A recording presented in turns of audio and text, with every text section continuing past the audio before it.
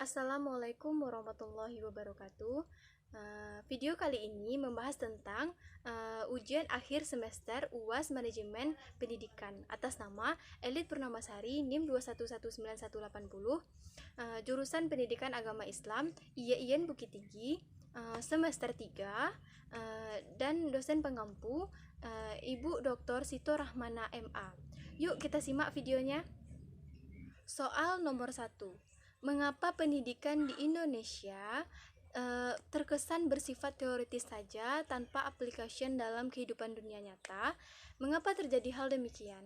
Menurut pendapat saya, dikarenakan ada pihak-pihak yang meyakini lembaga pendidikan itu hanya fokus terhadap ujian sekolah ataupun ujian nasional UN dan bukan untuk membentuk manusia yang berkepribadian yang peka dan peduli terhadap dunia luar dan menggali potensi atau skill untuk dibawa ke dunia nyata. Contohnya, pendidikan SMK. Menurut saya, pendidikan SMK itu sangat seimbang antara teori dan praktek, karena teorinya 50% dan prakteknya 50%. Nah, SMA, MAN, dan pendidikan yang lain bisa belajar seperti SMK. Hanya saja, guru yang lebih dituntut untuk kreatif dalam menyampaikan pelajaran teori dan dibarengi dengan application dalam kehidupan nyata. Contoh lain di Indonesia, sudah ada namanya sekolah alam, contohnya di Padang, sekolah alam Minangkabau.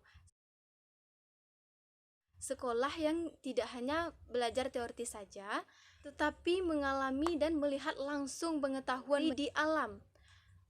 Menurut pemahaman saya, solusi agar pendidikan di Indonesia tidak hanya belajar teoritis saja, tetapi application dunia nyata, yaitu sebagai berikut. Pendidik atau guru diberikan pelatihan atau kursus atau mengikuti seminar-seminar untuk belajar tidak terpaku kepada teori saja, tapi bisa mengaplikasikannya dalam kehidupan sehari-hari. Selanjutnya, pemerintah bisa mengeluarkan kebijakan untuk mendukung proses menyeimbangkan teori dan aplikasi tersebut, dan menambahkan sedikit sistem pendidikan yang tidak hanya terfokus terhadap nilai dan angka saja, tetapi juga melakukan penilaian atau mentes peserta didik tersebut apakah mereka bisa mengaplikasikannya dalam dunia nyata atau tidak. Kemudian memperbaharui kurikulum.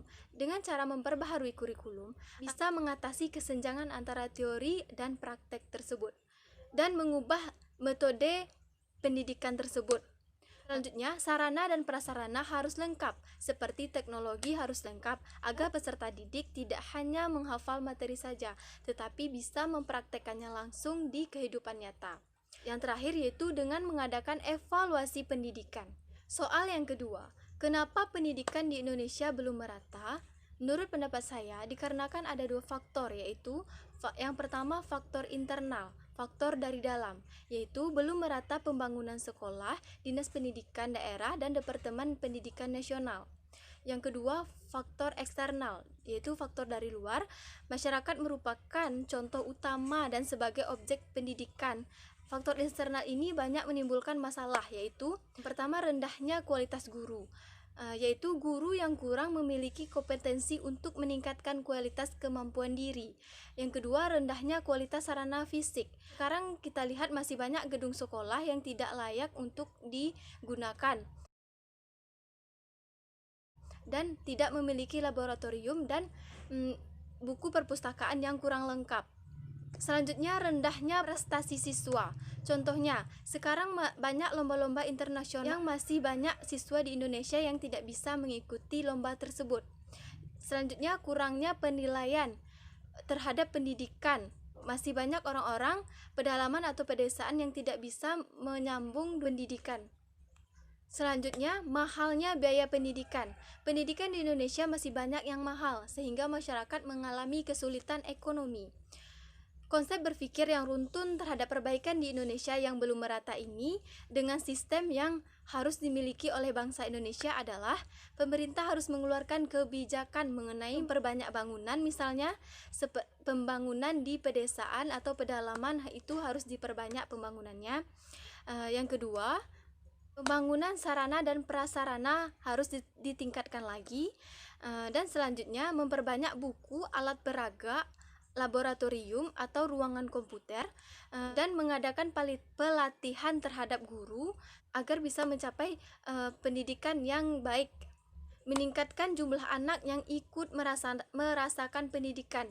Contohnya, pemerintah melakukan wajib belajar 9 tahun, sekarang sudah menjadi 12 tahun.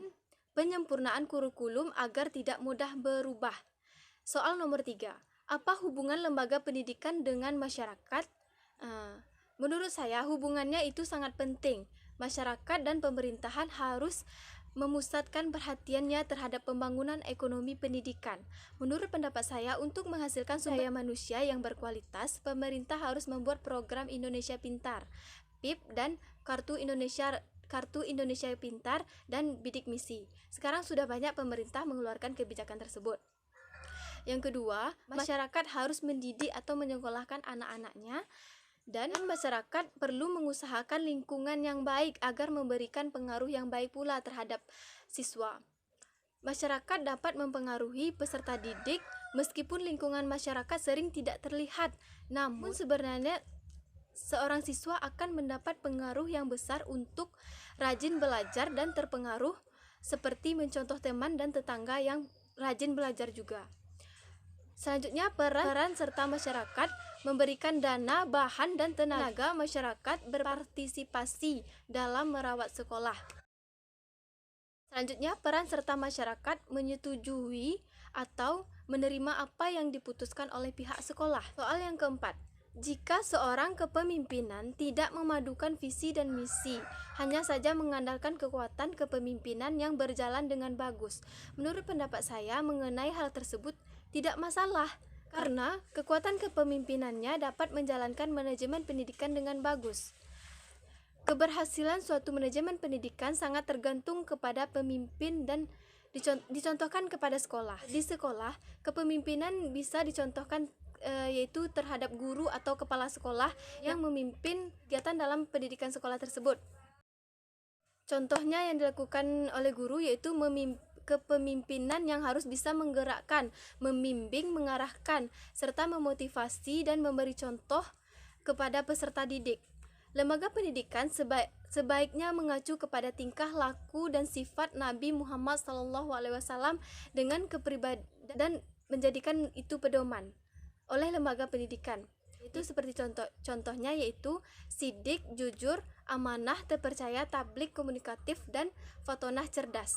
Menurut pendapat saya, kepemimpinan bukan hanya mengandalkan visi dan misi atau kekuatan, namun kepemimpinan yang peduli terhadap pengelolaan pendidikan, yang memahami bahwa manajemen pendidikan tidak bisa lepas dari pembaharuan yang serba cepat mengikuti zaman. Contohnya sekarang di era 4.0.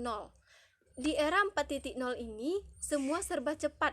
Kemajuan teknologi yang pesat, kepemimpinan harus cepat dan tanggap memahami teknologi tersebut agar manajemen pendidikan itu bisa maju dan terus berkembang.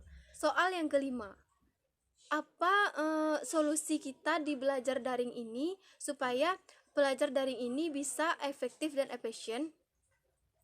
Seperti yang sama kita ketahui, kuliah atau sekolah yang berbasis daring adalah pengganti kuliah atau sekolah seperti biasanya. Namun di sini bukan hanya peserta didik saja yang merasa kewalahan.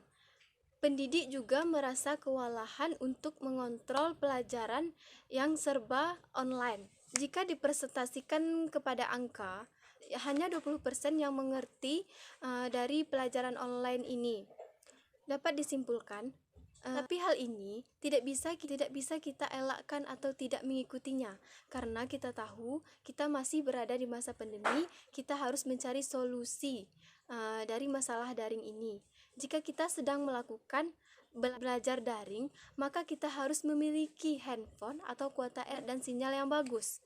Sebagai seorang pelajar, kita harus bisa mengubah strategi belajar daring yang baik dan lebih aktif, seperti mengatur jadwal kuliah, mencakup nilai absen, tugas, dan ujian diatur sebaik mungkin. Yang kedua, menyimak dan fokus memperhatikan dosen atau guru. Yang ketiga, tepat waktu dalam mengumpulkan tugas. Yang keempat, mencari tempat yang nyaman untuk belajar daring. Bila perlu, bisa menyediakan camilan di sela-sela belajar daring agar belajar daring tidak membosankan. Selanjutnya, disarankan mandi terlebih dahulu sebelum melakukan belajar online atau belajar daring. Kemudian, supaya mengatasi kesulitan sinyal, maka peserta didik harus berpikir kreatif. Misalnya, jika peserta didik tinggal di pedesaan atau di pedalaman yang susah untuk mendapatkan sinyal, maka peserta didik harus mencari solusi. Harusnya peserta didik tersebut bisa mengkos misalnya di wilayah yang ada internetnya atau di wilayah yang ada sinyalnya. Selanjutnya, pemerintah harus menyediakan kuota internet selama kuliah online, dan sekarang sudah dikeluarkan kebijakan oleh pemerintah tentang bantuan kuota internet tersebut. Tidak bisa sampai di situ saja. Selanjutnya, pemerintah harus menyediakan fasilitator, tidak hanya kuota internet saja, namun bisa membangun jaringan di wilayah pedesaan atau pedalaman tersebut. Sekian dari jawaban UAS saya. Jika terjadi kesalahan, saya mohon maaf. Saya sudahi dengan wabillahi taufik wal hidayah. Wassalamualaikum warahmatullahi wabarakatuh.